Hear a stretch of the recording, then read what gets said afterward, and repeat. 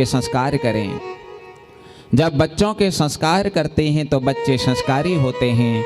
संस्कार क्यों करना चाहिए, संस्कार क्या है, आइए थोड़ा सा जानते हैं।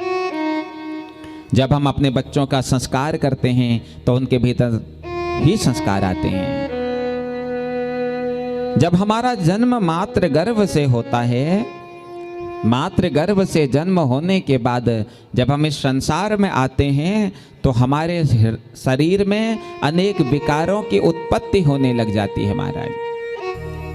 तो समय समय पर वेद मंत्रों से, पौराणिक मंत्रों से उन विकारों को दूर करने का नाम संस्कार है महाराज।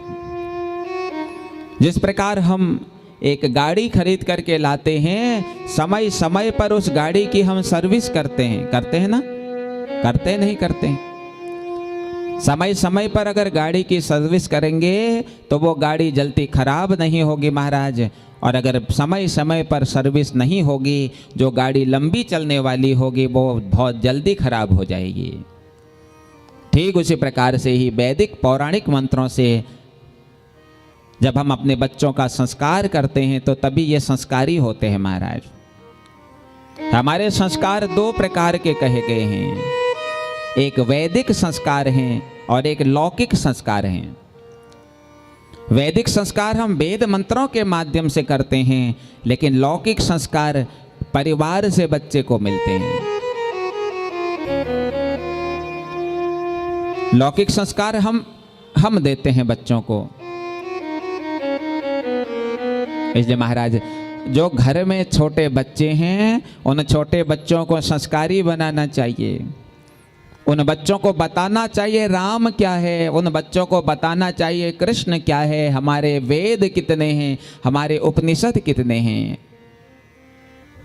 हमारे बच्चों को आज पता नहीं है कि रामचरितमानस में क्या है, हमारे बच्चों को पता नहीं है भागवत में क्या है, गीता में क्या है महाराज। क्यों? क्योंकि हमने कभी उन्हें बताने की चेष्टा ही नहीं करी, कभी हम उन्हें राम के करीब लाने का हमने प्रयास ही नहीं करा, कृष्ण के करीब लाने का हमने प्रयास ही नहीं करा महाराज। अरे घर के बच्चों को तो छोड़ो, अगर घर के किसी बुजुर्ग से भी पूछ लें कि भागवत जी में क्या है करके, तो हमारे बुजुर्ग भी नहीं जान पाएंगे महाराज। उन लोगों से पूछो तुम्हारे कुरान में क्या लिखा है, 99.9% बच्चा बता देगा कि हमारे कुरान में क्या लिखा है, हमारे बाइबल में क्या लिखा है। लेकिन हमारे घर के बच्चों से अगर पूछ लिया जाए हमारे रामायण में क्या लिखा है, हमारे गीता में क्या लिखा है, हमारे 1% भी कोई बच्चा नहीं बता पाएगा महाराज क्या लिखा हुआ है उसमें। क्यों? इसमें बच्चों की कोई गलती नहीं, इसमें हमारी गलती है, क्योंकि हमने कभी उसे रामचरितमानस की कथा सुनने के लिए मजबूर नहीं किया। पिता अगर मानस सुनेगा तो जरूर पुत्र भी मानस सुनेगा, माँ अगर मानस सुनेगी तो पुत्र भी मानस सुनेगा महाराज। परिवर्तन सर्वप्रथम परिवार के बड़े लोगों के भीतर आना चाहिए, तब जाकर के छोटे बच्चे परिवर्तित होते हैं। जिस घर का पिता भजनानंदी होगा निश्चित है उस घर के बच्चे भी भजनानंदी होंगे।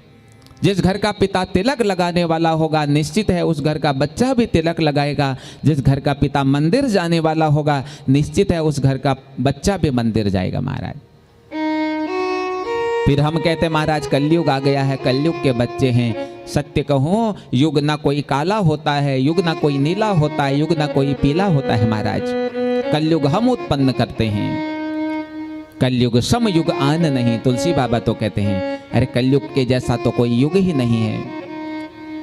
सतयुग त्रेता में जप तप के माध्यम से जो चीजें प्राप्त होती थी, अरे कलयुग में तो केवल हरि नाम सुमिरन मात्र से ही वह प्राप्त हो जाती है।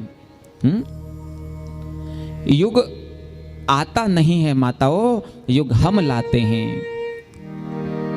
हम चाहें तो सतयुग आ जाए, हम चाहें तो त्रेता आ जाए, हम चाहें तो द्वापर आ जाए, हम चाहें तो कलयुग आ जाए।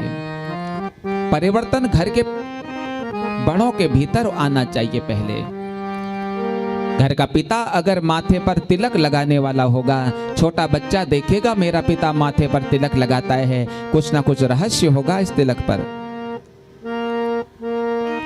लेकिन महाराज अगर घर का पिता ही तिलक लगाने वाला नहीं होगा, घर का पिता ही अगर मंदिर जाने वाला नहीं होगा, तो घर का बच्चा भी मंदिर नहीं जा सकता है।